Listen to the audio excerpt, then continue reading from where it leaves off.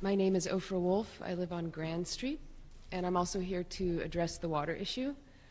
I'm going to speak to the members of the DEC as well as to the council. I think the council made it really clear that there's no reason why this community should feel good about going back to drinking Washington Lake water while the contamination continues at the source. Right.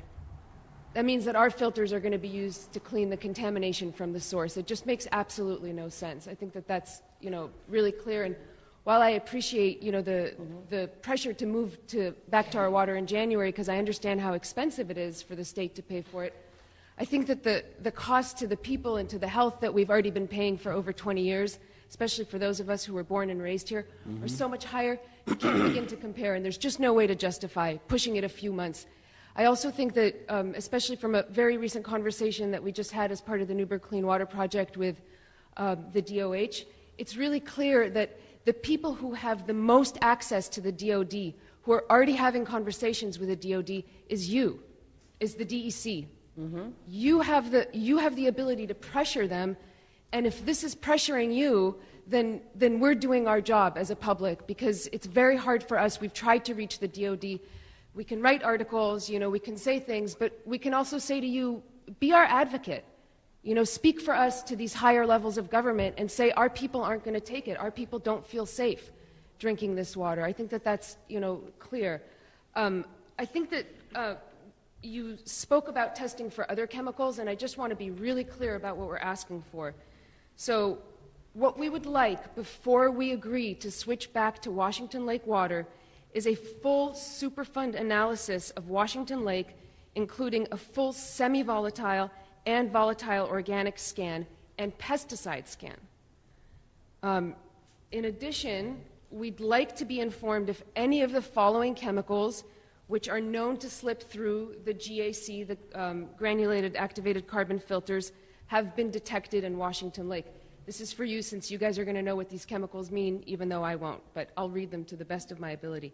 Acetone, methylene chloride, acetonitrile, 1-propanol, acrylonitrile, propionitrile, dimethylformaldehyde, dimethylformaldehyde, propylene, 1,4-dioxane, tetrahydrofuran, isopropyl alcohol, urea, and methyl chloride.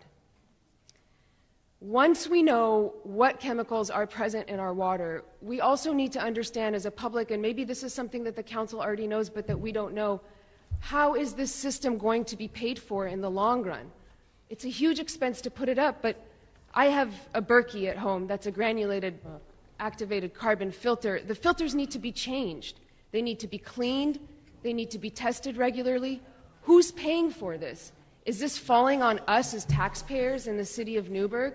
Who's going to be paying for this in the long run? That's something that needs to be really clear before any of us can feel comfortable saying, yeah, let's switch over to this carbon plant. Well, what's going to happen down the line?